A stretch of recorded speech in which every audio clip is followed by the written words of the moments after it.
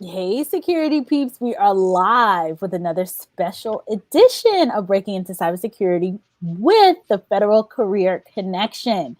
I am Renee Small, cybersecurity super recruiter, helping awesome leaders hire great talent. And I'm here with two awesome, phenomenal people. First, Alex Harrington. Say hi to everybody, Alex. Hey guys, how you doing tonight? Alex is super awesome. He kind of, he'll get into his resume and his bio and all the awesome things he's done. And Alex has been here with us a number of times. And Julie, say hi to everybody, Julie. Hi everyone, happy holidays. Happy holidays. We're in our ugly sweaters, we're in our Santa hats. Alex gets a tap on the wrist for not for not showing up festive. I know. Julie has been here almost every month, right, Julie?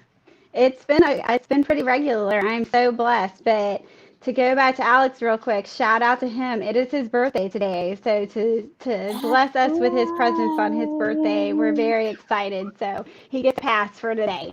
He gets a pass. Happy birthday, Alex. Oh, thank you. Yes, it's nice. I actually went to the store and I got myself a carrot cake cupcake.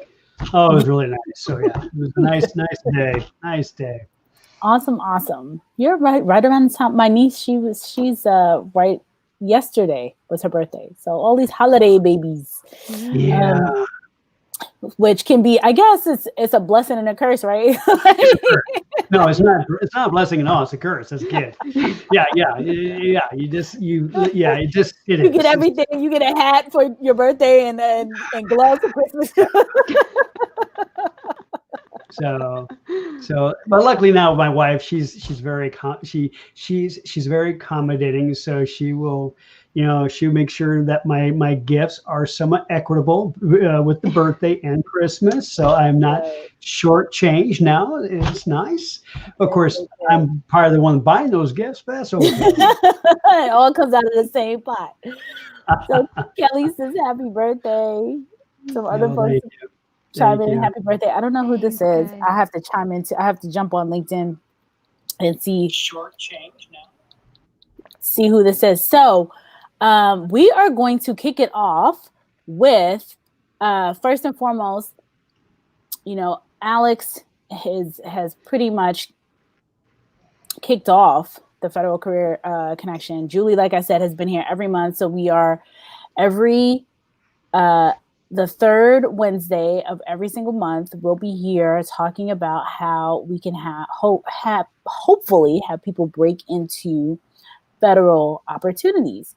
And this past month, I saw some opportunities come up in the internship space. So definitely wanted to kick it off by having you all talk and share about what people should be looking to do. Internships are different. They're definitely different in the private sector. So definitely want to understand like how internships are different from other opportunities and what folks should do when they're looking for internships. The ones that I saw, I believe they were assisted, but I know we're talking about federal as a whole, were asking for students. So it was all like student focused. So I definitely want to kick it off with that. BB says hi, so I'll chime people in as they come in. But who wants to take the lead with this one? So I'll take this one because this is certainly true to my heart because that's how I entered federal service and was through an internship program. So if anyone who's been around the block remembers the student temporary program, this was kind of back in the heyday. You didn't get benefits, you didn't get anything but a paycheck and experience. And so now we have just transformed what we call our Pathways program. And we're going to have a little guest today because he won't leave my side. So excuse Alex, the dog. It is the day before Christmas Eve. Anything goes. But this is something that has just been transformed over the last 10 years in the federal government. In my 16 plus years, we have seen a lot when it comes to internships, and they are truly the foundation of how we get new blood. And when I say new, it doesn't mean just 18, 19, 20-year-olds. We're talking anyone who might be recently graduated or those who are in school right now. So no matter what phase of life you're in, this is a program that would be great for you. So we have 3 different types of internship programs under the Pathways program. So if you get on opm.gov, you're going to just look up Pathways, or on USA Jobs, you'll look up Pathways, and that's going to point you towards those jobs on USA Jobs.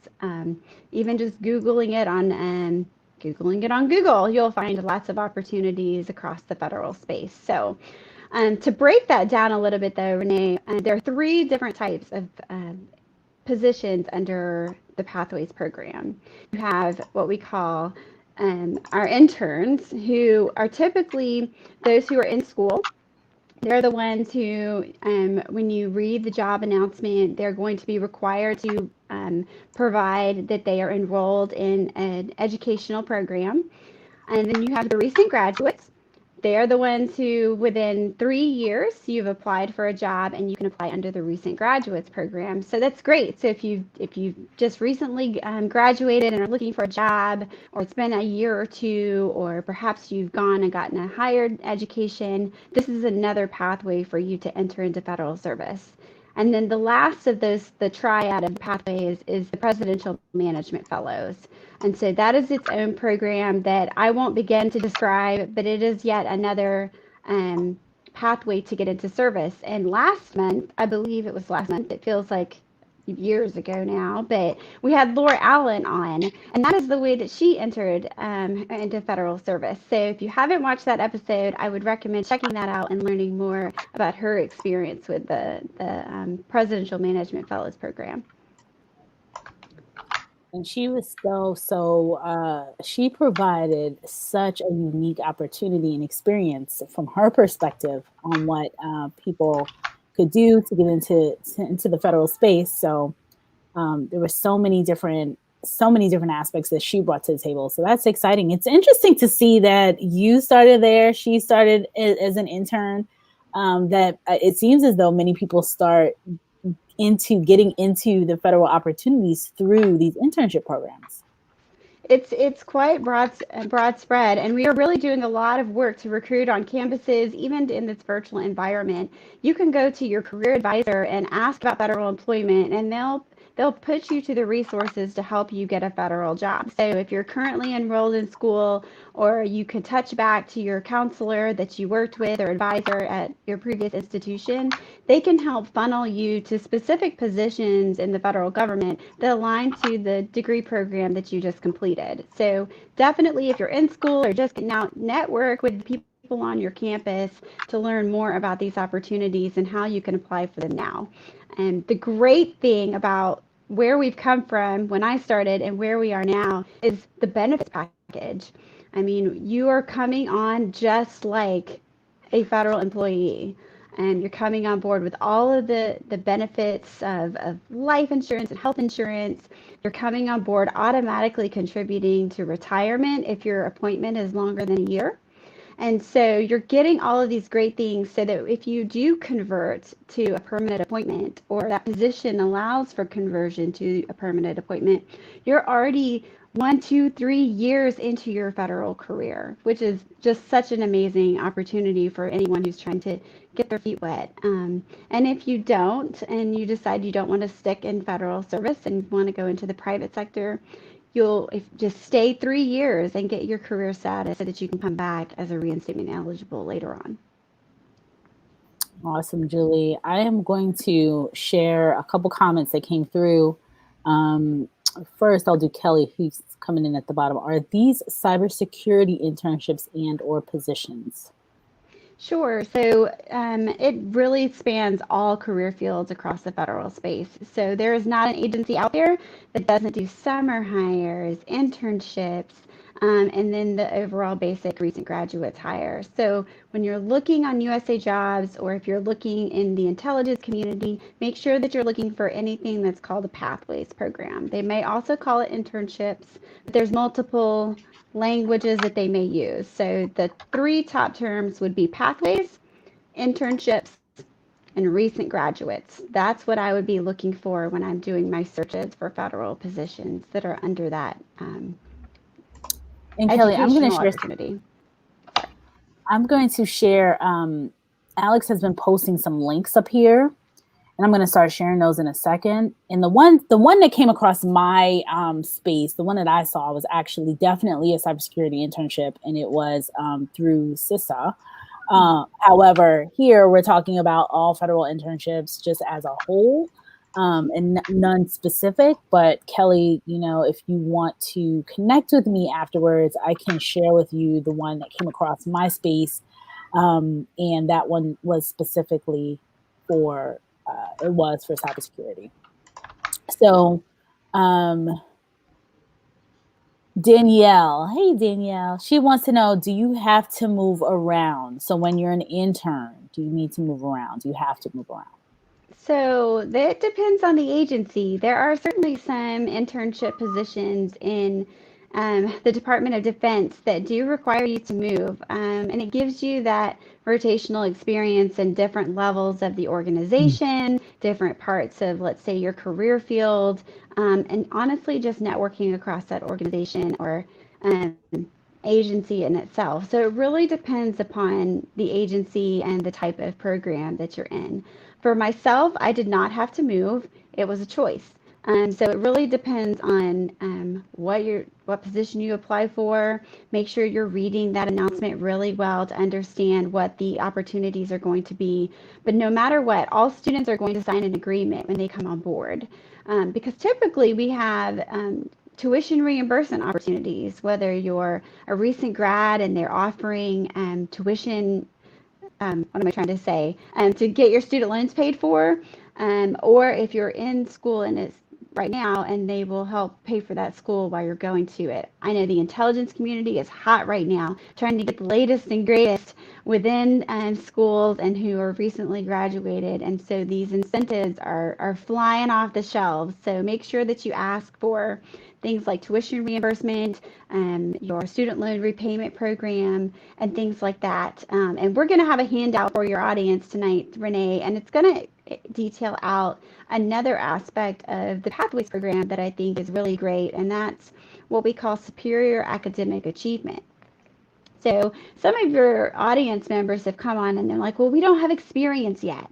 So how, we're just in school, we don't have experience, we may not even have all the certifications, but, or you go vice versa. I have a little bit of experience, but I'm coming into school, or I have experience in other areas. Well, under superior academic achievement, if you have achieved a certain GPA, it equates to a little bit higher grade level. So let's say the position is a 5 target 9. This might be one of those positions with superior academic achievement where you have some experience or you've got some education under your belt and your education is at that GPA level that they're looking for, and they'll push you up to the GS7.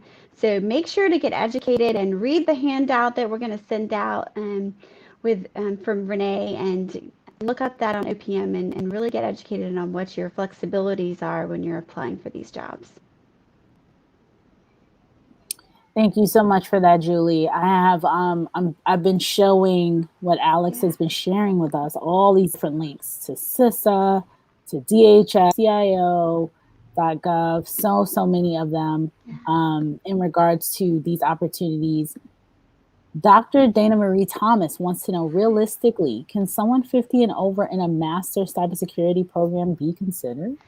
Absolutely. In fact, I have hired students that are just coming out of school and they're in their 60s and 70s. This is not a one-size-fits-all program. So if you meet the requirements for an internship, or if you want to go presidential management fellows or come in as a recent graduate, come one, come all. This is a great way for you to get some experience and for them to kind of test drive you too. And so this is going to allow you to shine and show off everything that you have in your arsenal of expertise as you come into federal service. So please come in. We have a lot of veterans who go to school later in life that are coming in under the Pathways program, and a lot of people in general. So just please, Dr. Thomas, I've seen you several times on the show, so please come on over, we would love to have you. Age is not an issue. That's fantastic, because there's so many times where people, they're concerned because they either are in full-time opportunities and they're like, well, now I have to go do this internship thing. Like, how does that work? How do I leave? Or to your point, veterans, coming in, you're a veteran.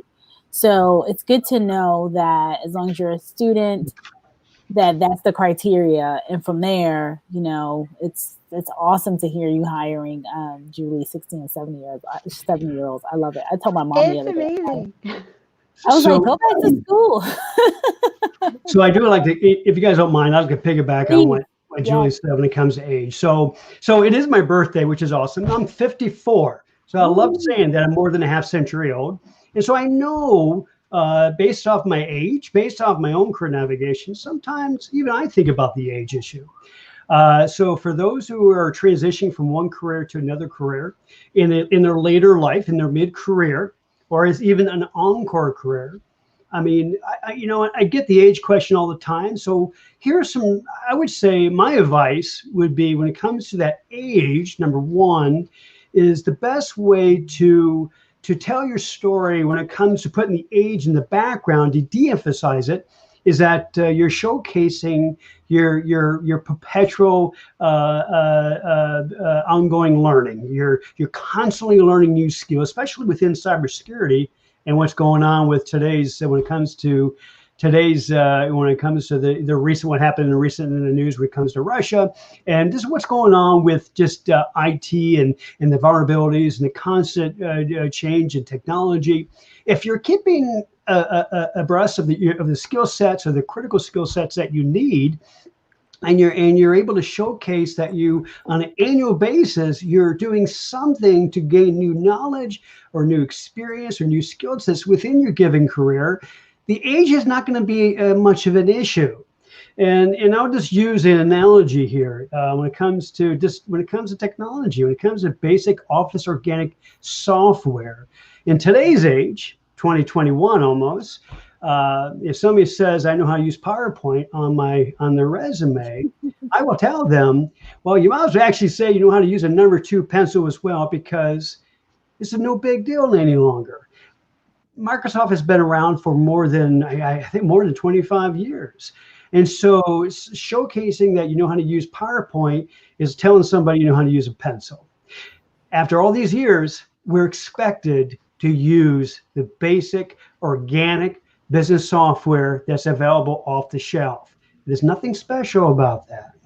When it comes to IT usage, now you guys are quite unique, and I don't know your field in depth like you guys do, but when it comes to, as an end user, to be able to say at 54, when it comes to managing teams, I can manage teams remotely through web-based management platforms, where I don't rely on email, but I rely on workflows and KPIs and alerts.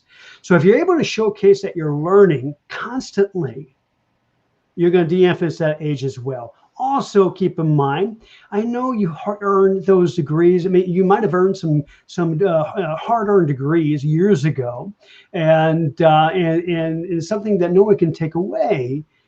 But if it might actually kind of highlight your age, you may want to maybe even take out the dates or de-emphasize by moving the degrees possibly to maybe the last page of the resume, if you're not doing for example, an encore career where maybe you do rely on education.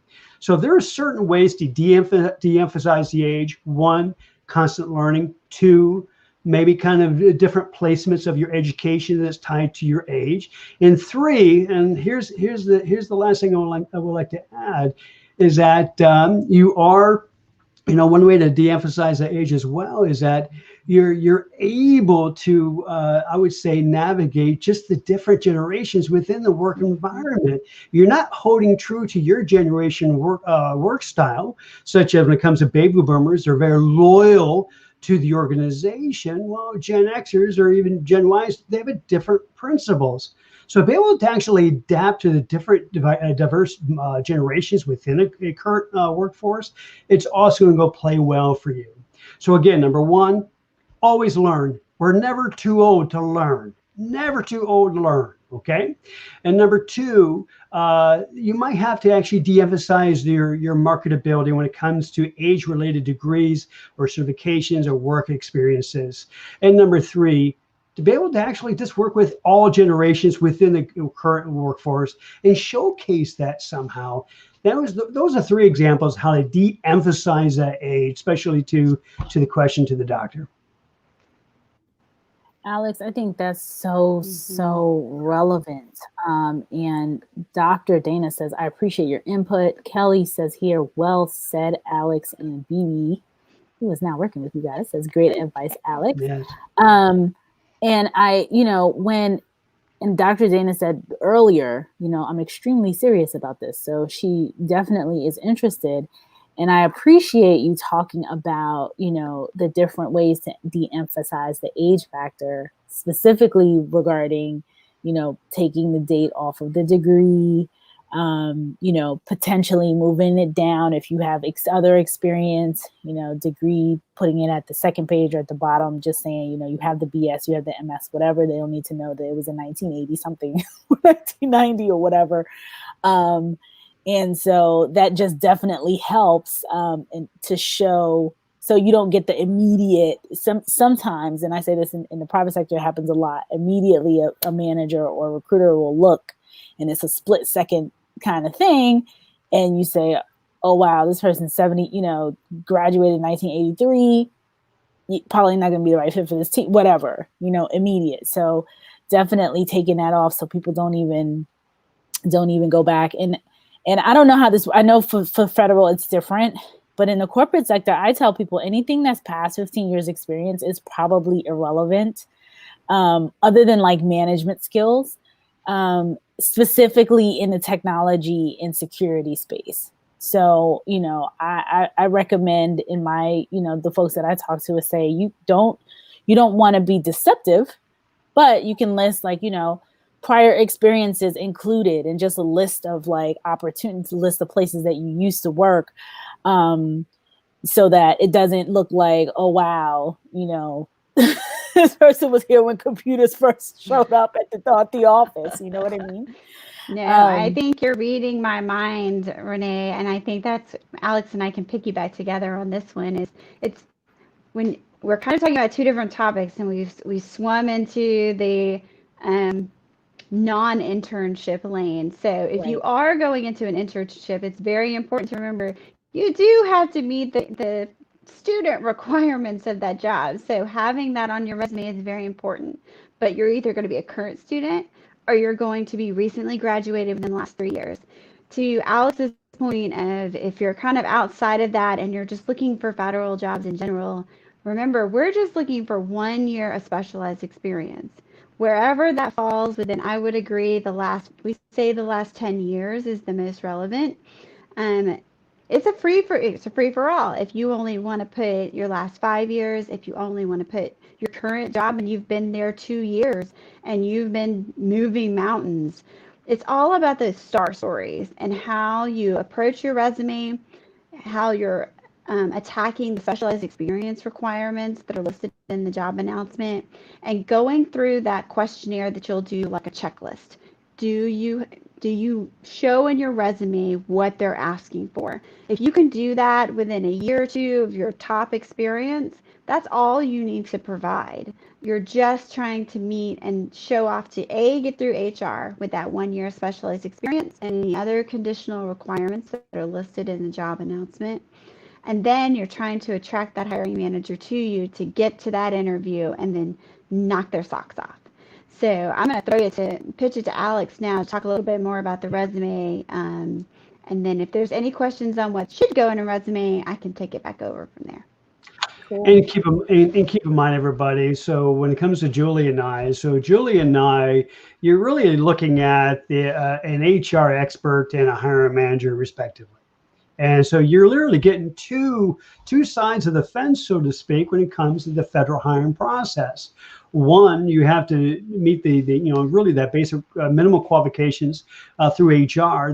Julie is, HR in the government is the O200 field. They are the watch keepers of the merit principles. They're the ones who are put in place to make sure, and you go back in history to make sure that there's not another Andrew Jackson when it comes to disrupting the personnel system when it comes to the civil service. So she's in place to really kind of be that watchdog of the merit principles of hiring for the federal government. And the federal government has really come a long way when it comes to I would say, making every opportunity to all Americans who want to serve their country in public service. Now, I'm also an advocate of military service. Okay, so if anyone in the age range or in physical range that you're eligible to serve military, I am a pure proponent of that. Look into it. And also national service such as AmeriCorps or even Peace Corps. Okay, but when it comes to public service in the federal government, I'm the hiring manager, and I've built teams in the past. So when it comes to the resume, and I want to keep it within the context of cybersecurity because that's who you guys are. I assume most of the listeners are targeting positions, IT positions, specifically within cybersecurity, especially now what's going on with our country. So I'm sure there's many of you who want to actually step in the gap and fight for our country, protecting our networks, our systems from foreign predators. So I commend you for that if you really want to jump into the fight in that. But as a hiring manager, my first advice is this. I'll lead it with this. If you want to learn how to sing opera, talk to an opera singer. So if you really want to learn about how to transition to cybersecurity or learn what's in high critical demand, then find some 2 or 3 contacts who do cybersecurity. Could be as a contractor, could be as a Fed, could even be as a state, but to be able to actually piggyback and learn from their own experiences. So number one, my assumption is all you guys have already connected with somebody who's already doing cybersecurity, because that's networking 101. That's a basic 101 tactic when you get out of school, is networking and finding that individual, that opera singer, if you want to learn how to sing opera. So that's number one. You're finding somebody within that giving field to see what's in high demand. Okay, that's number one. If you're not doing that, well, guess what? You're going to be doing what you should be doing beginning of the year is actually trying to find those contacts. And LinkedIn is a very good place to start. And also some associations out there as well. And some links that I've even sent to Renee that you can also reach out to. Number two, when you are looking at cybersecurity jobs, my recommendation is to benchmark them and see and look at various announcements to see what also is in high demand when it comes to hiring managers. Listen well here. A job announcement is not about you. It's about the job. It's about the critical elements, what that agency needs, especially what's going on with our strategic environment right now. So when you look at a job announcement, just always keep it in the back of your mind. And I know this might rub rough on some folks, but it's not about you. It's not your anthology. It's not your degrees. It's not your certifications. It's about the need, the critical element, the critical needs within that given job, especially what the hiring manager is looking for. They are looking at education. They are looking at experiences. They're also looking at soft skills. But make sure when you're benchmarking those positions and you're learning what is in high demand, think of how you can usher all your amazing knowledge and your skills and your abilities and how you can target that position, cut the fat of things that you don't need. I know it's hard to let go of certain things in your resume, but if it doesn't add value to the targeted job, then you need to put it in the back or take it off the resume. I do like what Renee says. On the private sector, you're cutting 15 years. For me, I keep my resume roughly about 12 years only. 12 years, and I'm 54. A lot of cool stuff I did overseas in 3 countries is no longer on my resume. Why? Well, because a hiring manager doesn't care. They care about what you've done within 1 to 3 years. And how your skill sets, both your technical, both your soft, both your project management, your leadership skills, how that actually aligns to the job's critical function. So I'll actually end on this. Number one, find the opera singer if you want to learn how to sing opera. So find that person who works in cybersecurity or IT and do a virtual coffee chat with them. Establish that contact. And once you build that positive rapport, ask for 2 more names. Okay, that's number 1. Number 2, benchmark those positions and find those critical demands. It's not about you, it's about the job. But you have amazing skill sets that are transferable that can really help protect our country's infrastructure, because we need amazing men and women to protect our networks from foreign invaders like Russia. Okay, awesome. Okay, I have to piggyback on that because he said so much great stuff. So from an HR perspective, I'm not going to go 1, 2, 3, but I'll count on my fingers. One of the biggest things that people do not do and to get them disqualified when applying for jobs is that they don't fully read the job announcement. Yes, it is very long, but it's there and all of that content is there for a reason. So make sure that you read every bit of it, from the duties to the specialized experience requirements, down to pre-employment conditions, to certification, education requirements. Those will knock you off right off the bat. When an HR specialist looks, I always kind of had a checklist in my mind. I looked, if you were a current Fed, you had certain requirements you had to meet, such as time and grade. And if you had a student, I was looking for your education. Did you meet the requirements of what we call pre-employment conditions? If you don't meet that, or you didn't include it in your package, like perhaps we asked for transcripts or a certification document, you're out the door before I've even gotten to your resume and all of the great things that you've done. So take the time, read every bit of it. We all have to do it ourselves as feds, and make sure that at least you get through, let's call it phase 1 of getting through HR. And then start to build out the STAR stories, the specialized experience requirements that Alex is talking about. Really emphasize that so that it's clear. Don't make us dig for it. HR is going to spend the longest on your resume. So if you think that I'm spending a long time and I might spend 2 to 3 minutes finding it, think of how little time a hiring manager is going to spend on you. Some people say, when I was hiring for people, I could tell you within probably less than 30 seconds whether that person really understood what I was trying to achieve in that job announcement. As an HR specialist, they probably spent a good 2 to 3 minutes reading through and making sure that they weren't going to get a phone call back to say why were they disqualified, and yet it was kind of buried somewhere where they didn't see it pretty clearly. So get out there and find some great resume examples as far as formatting. Make sure that it's in bullets. Paragraphs get very hard to read, especially when you're reviewing 300-400 applications, if not more, for these job announcements. Make it easy for the people who are reviewing it so that you can get there and then just shine in your interview. So that's the biggest thing I could say is read that job announcement fully, read the questionnaire very carefully. Make sure you double read the answers that you write to make sure that you're answering them correctly and not disqualifying yourself arbitrarily. I can give you a perfect example of in Customs and Border Protection, they have a citizenship question and it's got 5 different answers. Well, I did not read it fully and I thought I chose the one that said you're a U.S. citizen and then something else, but it was tweaked a little way that I automatically disqualified myself because I had said that I had been out of the country in the last 5 years living. And so it's all about reading and having that attention to detail, which we know that you have in your career field.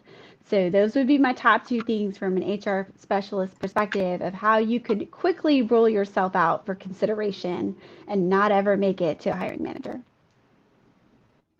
So I'm going to tag team again with Julie, because we're hitting some really good points. So again, you're back at the HR side and you're trying to meet that basic qualifications, and you get through HR and they basically put you on a list that you refer to the hiring managers. That comes back to me. Here's another thing to think about. So as I mentioned about number 1, finding individuals within that respective field that you're trying to break into. And number two, benchmark for those critical elements, those high demand skills that the agencies are looking for in cybersecurity. Now, here's something to think about. Now you're at the interview. You're actually facing an interview panel. And here's something that really frustrated me when I've done plenty of interview panels, and I love doing interviews. I really do, because I love learning about people, and I really try to make it as a partnership. You know, they're learning about me or about the organization. They don't care about me, but they're learning about the organization, and I'm learning about them to see if they fit into the organization. So when a hiring manager says, tell us, what do you know about us? Well, you could say, you could have read the organization's mission and when it comes to their vision, and basically parrot what you actually read on the website. Okay, that's okay. You've done the basic elementary homework, and really that's not exciting for a hiring manager, because in my mind I'm thinking, all right, yeah, you've gone to the website, you took some notes, who cares? However, and I'm going to post it one more time, so I'm going to be moving my eyes. I'm doing my best to make sure I'm looking at the blue light, so I'm looking at you guys. But I am going to post a link to the CIO when it comes to the Chief Information Group across the federal government. Here's my recommendation that I would encourage you guys to do, is to get on that website that I sent to Renee, CIO.gov. There, they have all the strategic policies on cybersecurity, and they work with all the agencies, what's going on with the critical needs of when it comes to cybersecurity. So when a hiring manager asks you, so tell us about, what do you know about us, or talk about, how can your skills or strengths help us? You will be able to couch your answer within a strategic high-level message when it comes to the policies. So when it comes to trying to break into government, my advice is this: you can stay at the first step, or let's use the elevator. You can hit floor 2, and that's all you go to. All right, and that's really taking information off the website, the mission, the goals, whatever. But if you actually start reading about the policies through Office of Management Budget, and it comes to the Chief Information Officer or CIO.gov, when you start reading about policies and strategic plans affecting cybersecurity across government, and you're able to take elements of that and embed it within your answers that actually are tailored to the hiring manager's questions, you went from second floor way up to the penthouse. And it's sad that 99% of the folks I've interviewed, they've never gone that extra length. I don't know why, but they just don't. I would encourage you guys to do that. I would definitely, when it comes to learning about that agency, look at those policies that actually affect that agency, especially when it comes to cybersecurity and how it affects the total government. That will make a hiring manager go, you think, wow, in their mind. Okay? All right, go to it. Alex, I think that, and Dr. Dana saying thank you with multiple exclamation points, because I think the reason why people don't do that is they may not even know where to begin. Like they may do like a broad overview, but if you think about just the federal government as a whole, it's so overwhelming. So to be able to really drill in, I mean, these tips that you're providing right now are phenomenal, because I'm sitting here taking notes myself, because I had no idea and no clue when it comes to providing this type of info. And, the comments are coming in. Wow, great advice. Because people don't know this. This is really the inside, people may think, okay, usajobs.gov. Okay, I do some Googling, I do some information. Who knew about the policies that's in the CIO.gov space, to dig in deep there? Go ahead. I will inject, and I'll shut up real quick. So I actually text you a link called USA.gov, which I believe is managed by the General Services Administration. And USA.gov, there's a link that talks about the federal government, or government in general, the 3 branches and all the agencies. I think that's a very good place to start to learn about the government, the federal government, and what's, basically the, what's, where are the agencies, the cabinets, and how they support each other. But yes, when it comes to looking for a federal job, I would say my second point to this is this.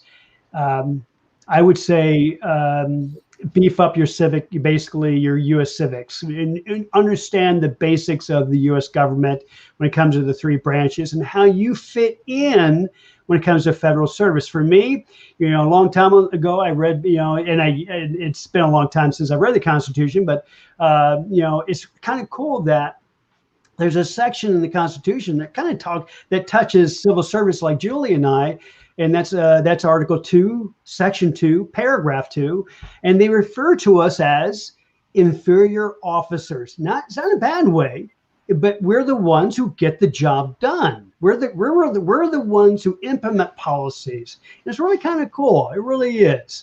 So to be able to say that, I fill a position that is actually authorized by the Constitution when it comes to Article 2, Section 2, Paragraph 2, that's the type of awareness I encourage you guys to have, because working for the federal government, it's not a job.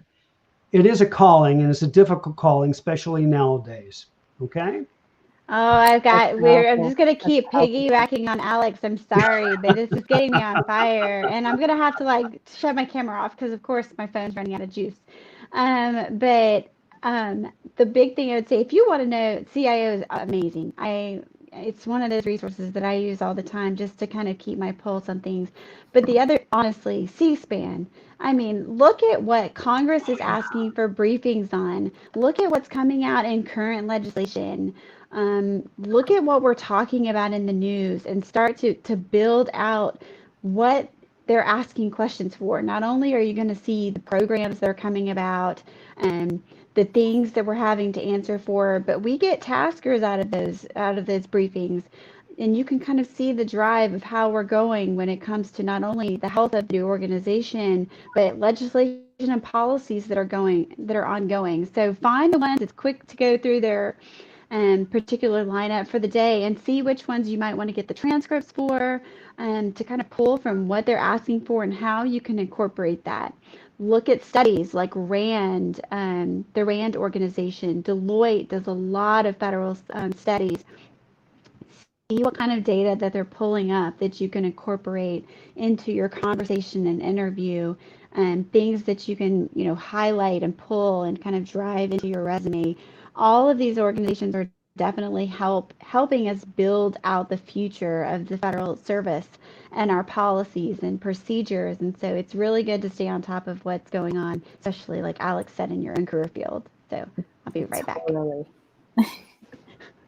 So Alex, I'm going to shout you out a couple times. There were a couple different comments up all throughout the night so far. So I'm going to go backwards. Dr. Dana Marie Thomas says, profound, Alex. Like I said, I think that folks don't even understand. This was an eye opener for me. So I know that people who are out there, it's definitely eye opening. Kelly says, Alex is on a roll, giving us that birthday pre-Christmas advice. Thank you. Patrick says, thank you so much, Alex, for the information. Great advice. Cedric, this is a good nugget, and Cedric's been on a couple times too. Mm-hmm. Clarence says, I was never told to take that approach. Thank you for that. So these are folks, and I know Cedric in particular, and I believe Clarence too, are, TS. I believe they're veterans, DOD, all that stuff. So it's just eye opening that you're sharing this information, because I think these are nuggets, as someone made a comment that we just don't hear. Like I've never heard looking at CIO.gov, looking at C-SPAN. I mean, I watch C-SPAN just for, I guess semi-entertainment.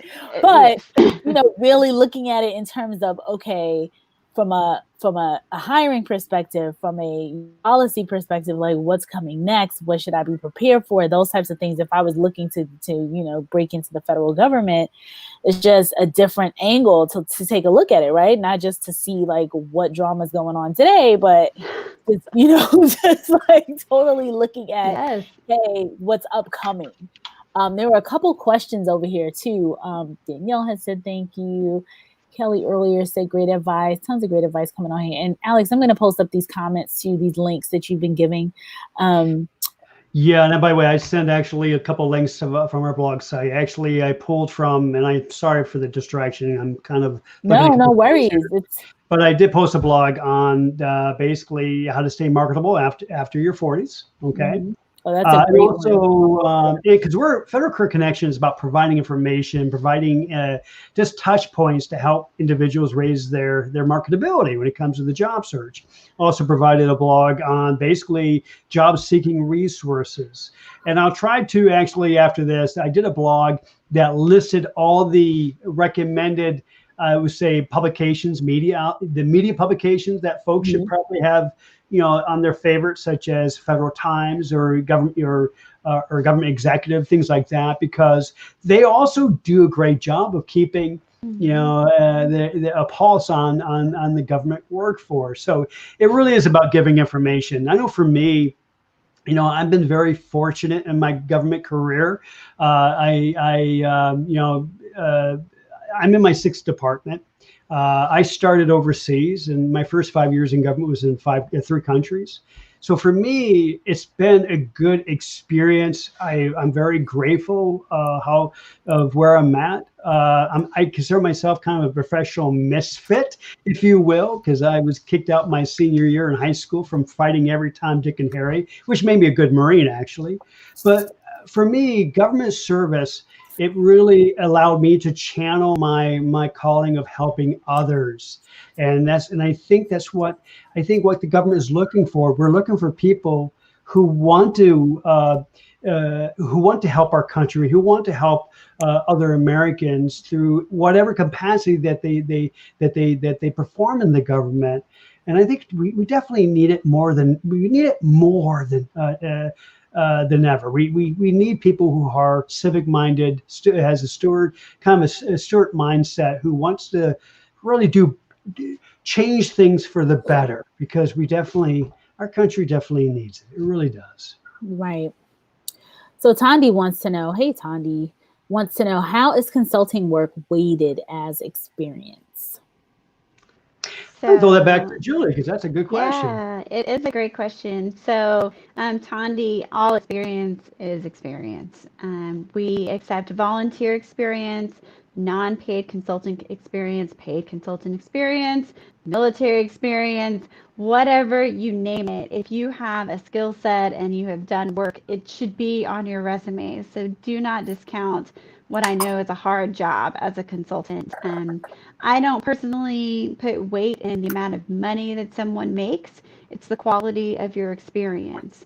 That's what I'm looking for when I'm trying to define if you're meeting the specialized experience requirements, because pay it just has such disparity across the United States, across the world. I mean, you could have gained that experience and been unfortunately paid considerably less than the grade level that you're applying for now. It just depends on companies and obviously the compensation that they have available to them. So, and as we become more competitive federally with different pay systems, different pay flexibilities that we get through either legislation or different types of appointing authorities, these are things that we're looking for the experience. We know that we have to pay for that experience. So don't discount how much you made. Work towards just making sure that experience is clearly stated in your resume. That's awesome. So I'm going to go back to some of the questions that were asked in the beginning. We were on such a good roll that I didn't want to interrupt, but there were quite a few questions here after Dr. Dana. So I'm going to go back to a couple of them. Why is my mouse acting weird? Okay. Catherine says, I'm sorry, this was about, she was, I don't know, 7:15-ish. coming in, what if you have a school that doesn't do GPA? They say it's equivalent to a 3.0, but it's a pass-fail BS program with Washington WGU, which I believe is Western Governors University. So that's a really great question, Catherine, and I would recommend you just hook up with me on LinkedIn so that I can better define that question and start to delve into it.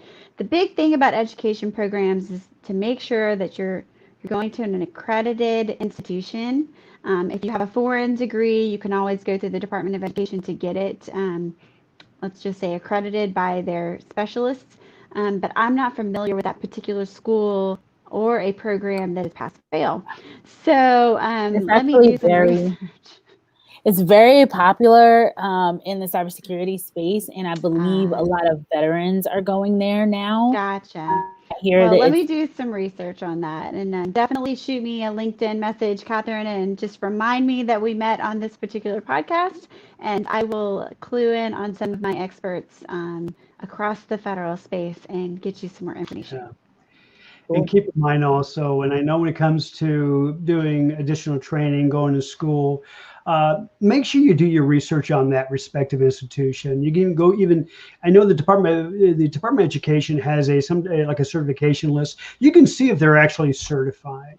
Because you got to be careful because, look, I kind of a history lesson, the GI Bill after World War II, it became so popular. A lot of the vets were going to school and all that.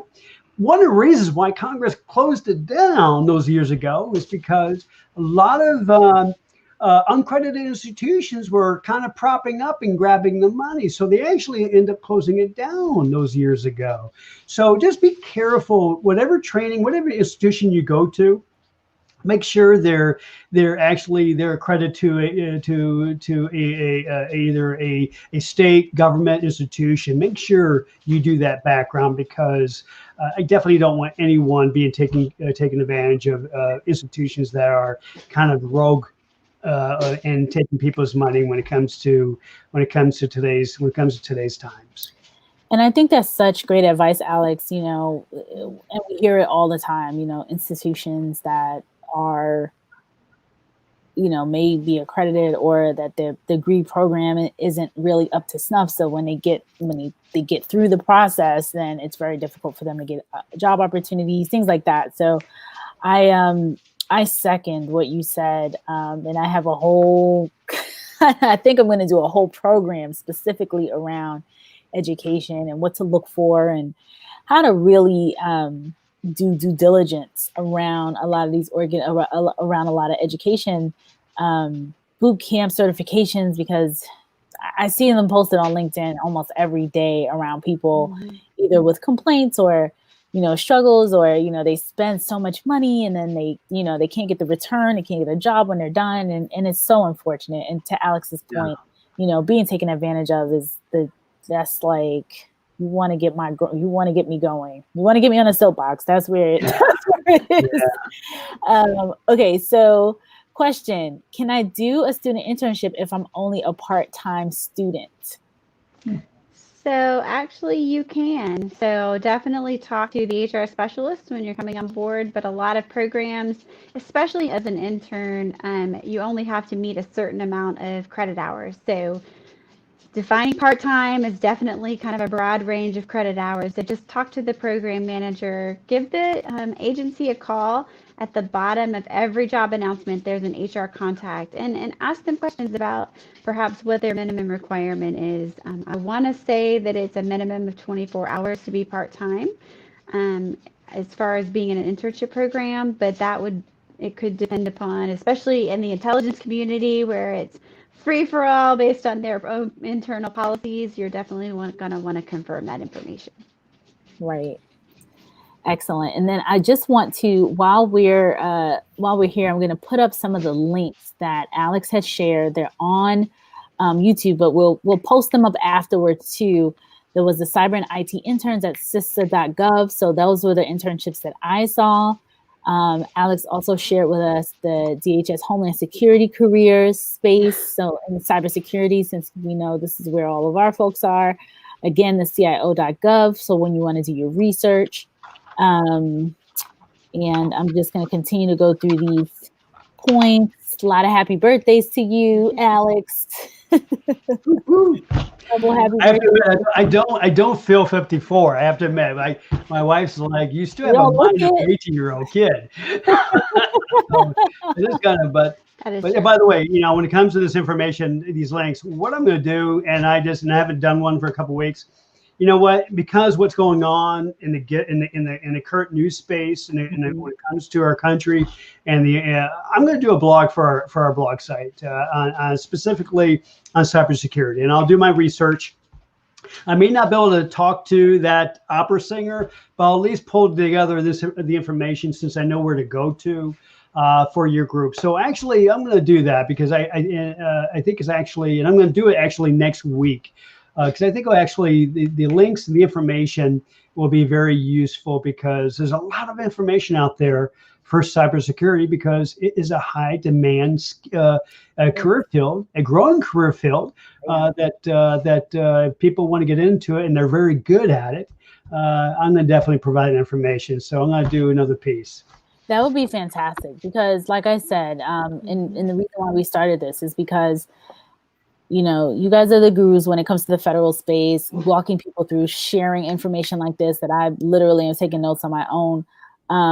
In addition to I'm listening in just like a viewer because you have so much expertise in this space. And there's so many people who would love to get into, a federal role and get that opportunity to really showcase their cybersecurity skills and experience, especially with what's going on right now. I mean, this is why I've seen it saying the hack of the decade and, all of these various things that have happened over the past couple weeks. And as I'm hearing still unfolding, like every day, something new is popping up about additional aspects of this breach. So, being able to say, hey, I want to defend the country. I want to be a part of the group of people with that mission is what a lot of these folks here are trying to do. So figuring out a way to get them quickly, streamline that process to get them in is really, really important. And because especially in the private sector, it's a lot of the folks, especially ones, not necessarily the entry level and super entry level, so interns and things like that, but folks who are experienced, we're poaching them, we're going after them, right? So they won't even pick their head up to say, oh, unless they're very, very, very, very focused. So when we see people here who actually want to do this, we definitely want to encourage and provide as much support as possible, which is what you all have been doing over the past few months. Yeah. And we'll continue to do into 2021 because we'll be here every third Wednesday of the month for 2021. Yes. So the handout that I provide, Renee, so we'll get that to you for you to post. I did go in and put some more information on the Pathways program, as well as other hiring authorities that are specific to cybersecurity. The big thing that I would say, additionally, some of the questions that we've asked in the past about security clearances and we've definitely talked a lot about security clearances in the past, and some of those terms that we use that are just make no sense are all going to be defined. And the helpful resources, like Alex has talked about, some additional ones that are more federal wide, such as just the different types of news outlets you can look at, as well as some helpful books on how to write your federal resume. They'll all be in there. So with Alex, with this blog and with this document, you should be well on your way to getting your new federal job in 2021. 2021, yes, ma'am. Definitely. Awesome stuff. So good couple comments coming in, and there was another question I wanted to hop to right before we wrap because we're almost at an hour. This went by so fast tonight. Rich Gorilla says, a fresh perspective as always. Thanks, y'all. Hey, Richard. Oh my God, all the cool people are here tonight. Okay, so there were two questions that I wanted to post. Is the federal government an EOE? I don't know what EOE stands for. I don't know if it's EEO, equal employment. If it's EEO, equal employment opportunity, that's an absolute yes. Most definitely. That's a given. Yes. Look who's here. the person who brought this all together. Steph says, happy Stephanie! Oh my goodness! I know. Steph is the one who introduced us all. She's so awesome. You know, actually, just so you know, I'm just going to put this out there now. I will be working for Steph, going on detail with starting on January 3rd. So I'm looking forward to being, looking at the DHS, Homeland Security. Oh, so, that is awesome. So hopefully I did well, because if they tell me, Alex, you don't come on the detail on January 3rd, I didn't do well here. I'll blame Julie on that one. Yeah, I did wear the hat. I did wear the hat. Everyone always blames HR. It is not HR. It's always HR's fault. I get it every week. Tomorrow. So for all the folks that are here tonight, just so you know, I want to chime in and say this. Tomorrow morning at 11 Eastern, we do a CISO. We do a breaking into cybersecurity in CISOs. We call it CISO Thursdays. So tomorrow is Ugly Sweater Day. So we're all coming with our ugly sweaters, which we told Alex didn't follow the rules tonight. Tisk. Julie has her hat. I have my ugly sweater. I'll show it in a second. I have my. Does this make up for it? I have this. No, it doesn't. So tomorrow, and anyone that wants to kind of come on and join us, we'll send you the link, and you can wear your sweater and come on, and we can have I think this platform allows us to have a dozen or so people on at a time. So anybody that wants to come back on tomorrow, bring your ugly sweater and your Santa hat and your reindeer ears or whatever else you have going on, and we will happily bring you on. So one more. There was another question. That is so exciting that you're going to be working for Steph. Steph is awesome. Let's see here. There was a question. Do you recommend using the OPM standards 2210? I like to jump on that one, and Julia will correct me. So when it comes to benchmarking, and I'll put it within the theme of the topic of benchmarking. Yes, when it comes to benchmarking, start off with, I would say, when it comes to the government jobs, OPM, the classification is kind of that Bible, if you will, and they really do a good job keeping up to date. There's also a good resource out there, Go Government, which is sponsored by Partnership for Public Service. They do list career profiles. That's another good one to go to. But another government site that I used years ago when I first got out, when I left college, was the Department of Labor Handbook. And so the Department of Labor Handbook and the OPM classification standards, along with Partnership for Public Service and their resources, that is kind of the basic first go. The second, I'm going to give you three. The second tier is look at, and this is what I've done. I looked at roughly probably 5 to 7 current job announcements, and I benchmarked the core competencies, those key critical elements, and I was able to identify what was the dominant skill sets that career field needed when it comes to those job announcements, when it comes to those hiring managers. And then the third, obviously, is talking to that opera singer, one to 3 contacts in that career field, and see what also is a high demand. So when it comes to benchmarking, start with what's online, the OPM classifications and other resources out there that list the KSAs, non-skills and abilities for a government career field. Second, I would benchmark probably, I would say, 3 to 5 job announcements and see what's in high demand based off the posting. And third, and which is really the most important, you need to find 1 to 3 individuals within that field, connect with them, build that rapport, because they're going to be able to give you from the horse's mouth what's really in high demand. That's fantastic advice, Alex. One more quick question here before we wrap, because we're a little bit over it. It's 8:04. Be cognizant of everyone's time, but this one, which I thought was very interesting, because you all do so much hiring of federal employees. So, and I'm trying to find the LinkedIn user. His name or her name did not come up, but the question was, why is it that most federal employers don't hire veterans? I would love to start with that one. Go for it. What was the question? I'm sorry. Why is it that most federal employers don't hire veterans? So I would I would really challenge where that information might be coming from. I would really challenge where that might be coming from. I would say that our veteran statistics are very high. Of course, that is especially in the Department of Defense, but that's not necessarily siloed there. I would say a lot of agencies, if not all of them, have very high percentage of veterans. But it also depends upon the skill sets that you're coming out of and into as you transition out of military service and into federal service, what types of jobs you're applying for where your skill sets have been aligned. So perhaps maybe your skill sets didn't necessarily match to the very small, let's say, FDIC or I don't know, just pick at the Census Bureau, some of the smaller organizations that don't have the, let's say, grandiose presence of Department of Homeland Security or DoD or the intelligence communities.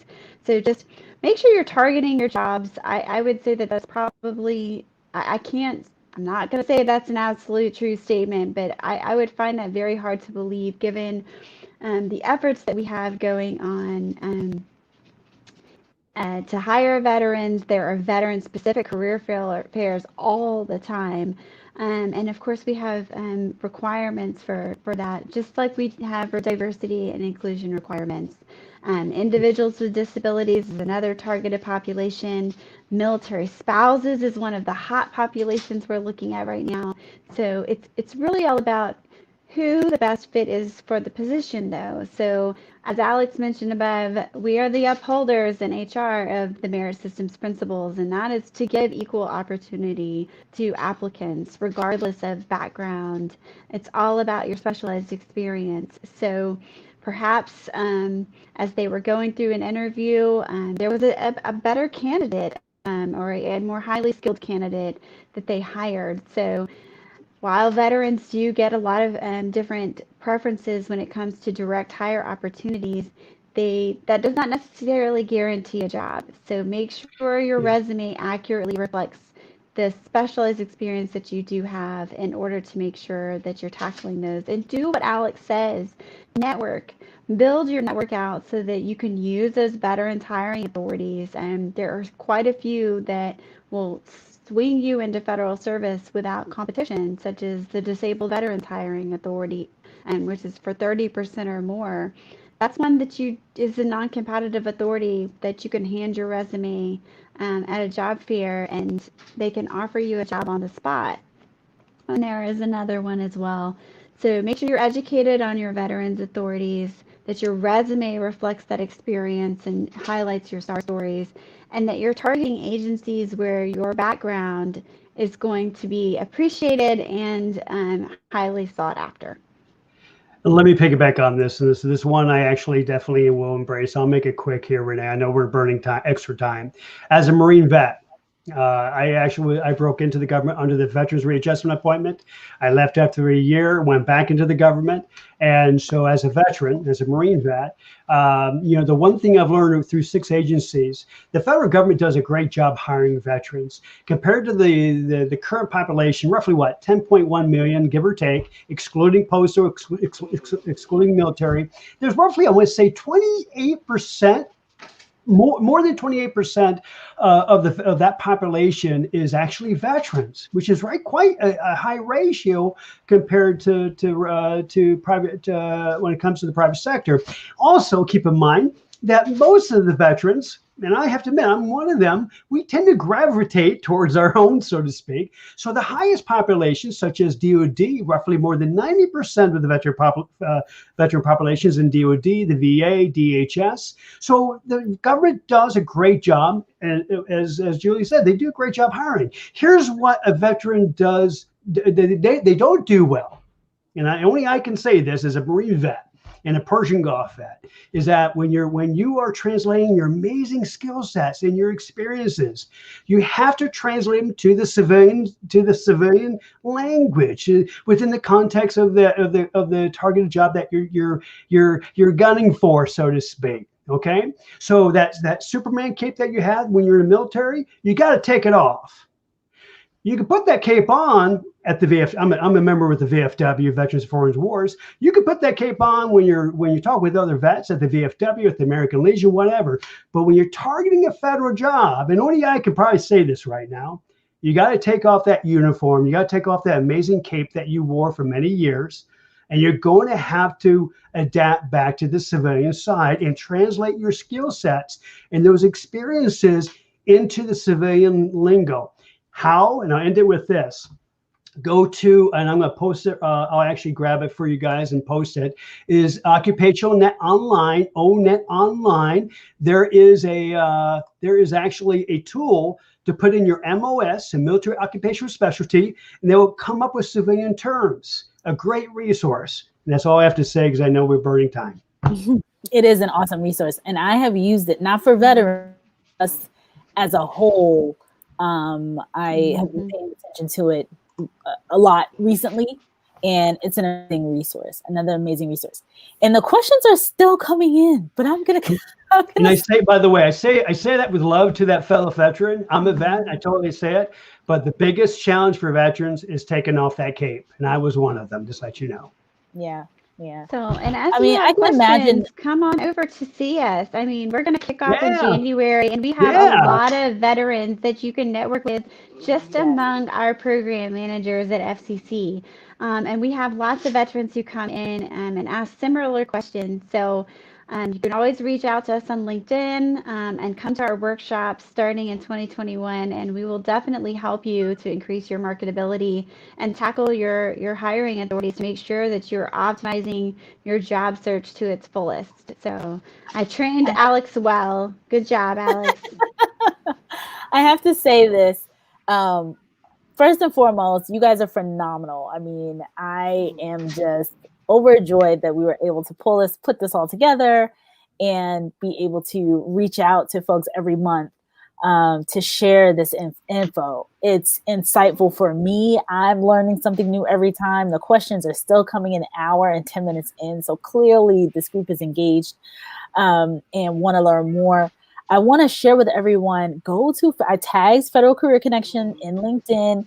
For the folks who are watching on YouTube, Federal Career Connection, you all have your program. It's a fully baked program. All they focus on, Alex, Julie, and the team, is federal careers. Yep. So go it's over all there. volunteer. It's all volunteer run. I mean, it's just it's feds who are trying to help individuals navigate the hiring process. Totally volunteer run. It's a program, but totally volunteer run. Totally volunteer run. We've had so many amazing people on since the summertime. Julie is almost always a staple. And then we had Chris Westbrook, right? From the CIA, who came on, who was a CIA agent, who I was mesmerized.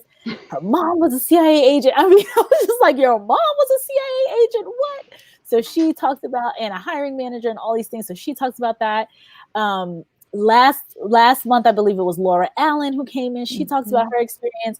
So every single month you have someone coming on and sharing the expertise, the experience that's out there. And it's just so invaluable. And I have gotten behind the scenes, people are posting here saying how amazing it is.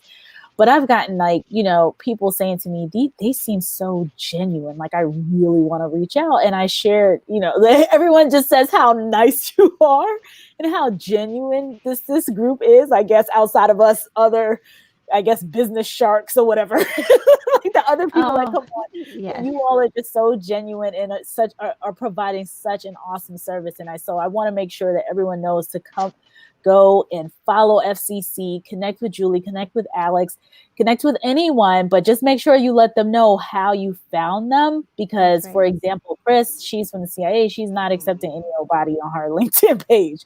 So you want to make sure you say you heard from us here, and connect with this awesome, phenomenal team of people volunteering their time to help bring folks into the industry. So with that, it is 13 minutes over the hour. I'm going to go get some eggnog or some spiked something. And everyone else, happy Christmas Happy Eve. holidays.